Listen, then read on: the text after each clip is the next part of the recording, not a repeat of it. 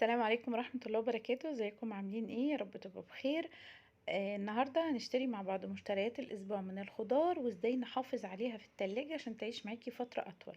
في حاجات انا جبتها يعني هتبقى معايا للاسبوع واخره. في حاجات ممكن تطول معايا شوية.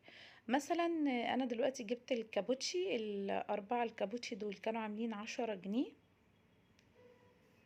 طبعا انا بغسل الكابوتشي ما بسيبهوش كده علشان خاطر اي حد عايز اي حاجه من التلاجة ياخدها وهي نظيفه على طول.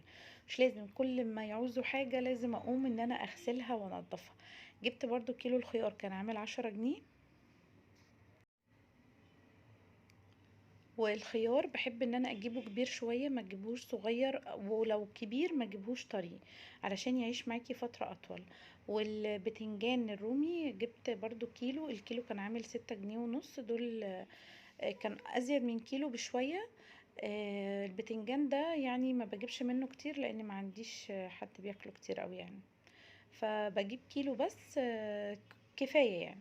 والبطاطس كانت عاملة 8 جنيه، وفي ب6 جنيه وفي ب5 جنيه وفي ب2 جنيه ونص الصغيرة قوي. بس انا بحب اجيبها كده وسط كده كويسة دي. كانت عاملة 8 جنيه للكيلو. انا بحب اجيب الحاجه بتاعه الاسبوع بحيث ان انا منزلش كل يوم اشتري حاجات. انا لو نزلت كل يوم اشتريت حاجه هتهدري في الفلوس اكتر ما تشتري الحاجه كلها مره واحده للاسبوع وتخلصي، يعني تبقي بقى فاضيه ان انتي تنضفي. جبت كيلو فاصوليا، الكيلو كان عامل 10 جنيه. برضو بغسلها وبنضفها كويس جدا وبقطعها واحطها في التلاجة. طالما جايبة كيلو بس ممكن ان انا احطه في التلاجة واغطيه كويس عشان ما ينشفش. لكن لو احطه في الفريزر بيبقى ليه حاجات تانية يعني عشان خاطر ما يتجلدش مني. وجبت كمان فلفل الوان، الفلفل الكيلو عامل 21 جنيه. جبت نص كيلو.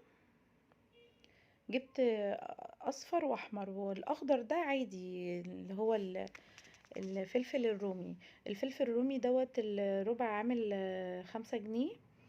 والتاني كان عامل 21 جنيه زي ما قلت. جبت نص كيلو كان عامل 10 ونص. وجبت جزر، الجزر عامل 5 جنيه. كل الحاجات دي انا بغسلها وبحطها في التلاجة. ما عدا بقى البطاطس والبصل. البصل ده انا بحب اجيبه كمية، ما احبش اجيب كيلو كيلو كيلو كيلو ده لا. احب اجيبه كمية واخليه عندي افضل. يعني مثلا لو هفرم شوية واحطهم في الفريزر وقت ما احب. لو هعمل مثلا تتبيلات للفراخ واللحمة، كل الحاجات دي بحبها ان البصل يكون موجود عندي، مش لسه كل شوية هنزل اجيب كيلو لاني انا ما بنزلش اجيب الحاجة بالاسبوع. باجيبها ما باجيبهاش كل يوم، باجيبها بالاسبوع. فكده افضل لي كتير جدا. يعني انا اجيب مثلا 2 كيلو ونص بطاطس، الكابوتشي، كيلو خيار، كيلو فاصوليا، كيلو جزر. فالحاجات دي بصراحة بتوفر لي وقت ومجهود وفلوس. انا لو هنزل كل يوم هتعب جدا، يعني هجهد ماديا خالص و... وجسديا بصراحة. يعني انا انزل كل يوم اشتري حاجة، بس في ناس تعرف ازاي تشتري الحاجة كل يوم. وربنا بصراحة يعيننا كلنا. وجبت الكرنباية دي. الكرنباية ديت عشان خاطر كبيرة كانت عاملة 15 جنيه. وزي ما قلت لكم كده البصل انا بحبه يكون موجود عندي، بحب افرم، بحب اقطع حلقات، بحب احطه في الفريزر وبحطه كويس وبعرف احافظ عليه كويس جدا. الخضرة بقى برضو جبت الواحدة بنص جنيه. بحب اجيبها كمية، باخد اللي باخده للمحشي وبحط الباقي في الفريزر. لكن دي كرفس بحب احطها مع الشوربة، تخلي طعم الحاجة حلوة جدا، وكمان بالاخص في شوربة الخضار بتبقى حلوة قوي. بس كانت هي دي كل مشترياتي. جبت كمان ليمون، جبت نص ربع كيلو ليمون. ربع كيلو ليمون ده دلوقتي انتوا هتشوفوا انا هعمله ايه. هحطه في ايه وهقول لكم اذا كان حلو ولا لا يعني. الليمون ده كده خلاص خلصت كده كل المشتريات بقى. مش هعرف اعينهم كده الا للضرورة يعني. لكن انا بحب ان انا انضفهم كويس جدا زي ما انتوا شايفين. كل ما اجيب طماطم لازم اجيب طماطم بالاربعة ال5 كيلو علشان خاطر احطها في الفريزر تكون جاهزة. بالنسبة لي التفريزات مهمة جدا جدا جدا، بتوفر عليكي وقت وتوفر عليكي مجهود، متفضليش واقفة في المطبخ طول النهار يعني. بصوا بقى انا ببتدي اغسل كل حاجه، مفيش حاجه ما بغسلهاش. الخضره كده انا نقعتها، الحوض كان نظيف، حطيتها في شويه ميه بعدين بعد 10 دقايق ربع ساعة باجي بقطعها كلها وبنضفها، ببتدي بقى انقعها في مية وخل، حاجة نظيفة خالص، وابتدي اغسلها اكتر من مرة وانشفها واخرطها. دلوقتي كده خلاص انا نقعتها في الخل والمية. هحطها كده بقى واسيبها اكتر من ربع ساعة منقوعة. غسلت الليمون وهنقعه في مية. انا شفت يعني حد قال لي على الحاجة دي ان انا انقعه في مية عشان خاطر يقعد معايا فترة اطول. بس بصراحة لا، دي تجربة انا ما احبش ان انا اجربها تاني. ما احبش خالص خالص الليمون يتنقع في مية، يعني بيبوظ، مش عمره ما بيطولش ولا اي حاجة خالص يعني. المفروض ان احنا الليمون زي زمان كنا بنحطه في ورق جرايد ونلفه واحدة واحدة ونحطه في كيس او نحطه في حاجة قماش. لكن في المية دي لا، ما فضلهاش خالص يعني. هنا كده خلاص انا غسلت كل الحاجات ديت ونشفتها. ودي الطماطم طلعتها للسلطة من الطماطم اللي انا عملتها صلصة. الحاجات دي انا بحطها كده نضيفة في التلاجة، اخد واقطع على طول، مش لسه هغسل. الا مثلا لو حبيت ان انا مثلا اشطفها تاني في حاجة ما عجبتنيش كده يعني، بحط عليها الفوط اللي هي بتشرب الزيت، او بحط عليها اي حاجة قطن تشرب منها المية.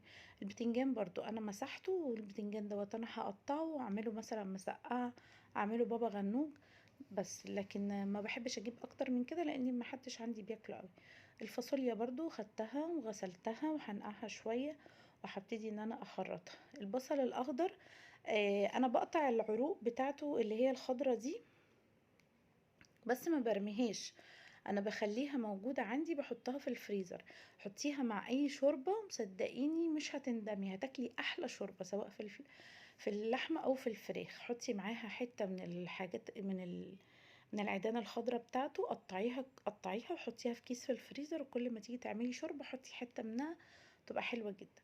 بالنسبة للخضرة خلاص انا قطعتها او نشفتها ونضفتها كويس جدا وغسلتها بالخل، نقعتها اكتر من مرة. ودلوقتي هحطها في العلبة، اي علبة بلاستيك عندك حطي فيها. اهم حاجة ان انتي تحاولي ان انتي تغطيها باي فوطة.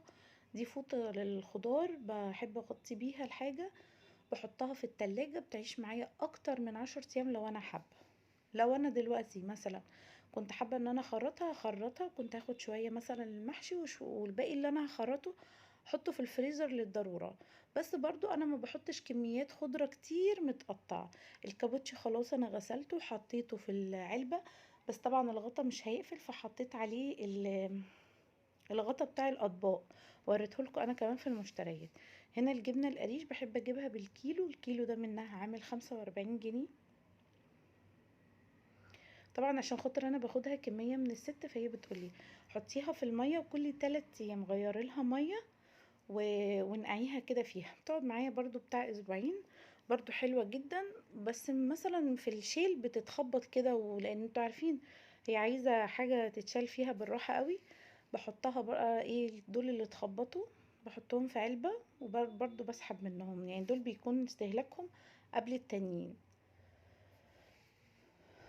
بس كده، ويا ريت نحافظ على كل حاجة لان كل حاجة بقت غالية جدا خالص خالص خالص بجد والله.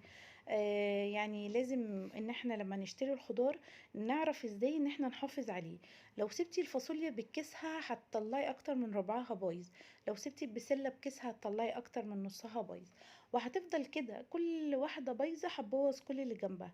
لكن لو جبتي الحاجة وغسلتيها وجففتيها وحطيتيها في اطباق، في ناس ما بتحبش تغسل الخضار. يا رب يكون الفيديو عجبكم او استفدتوا منه اي حاجة بسيطة. السلام عليكم ورحمة الله وبركاته.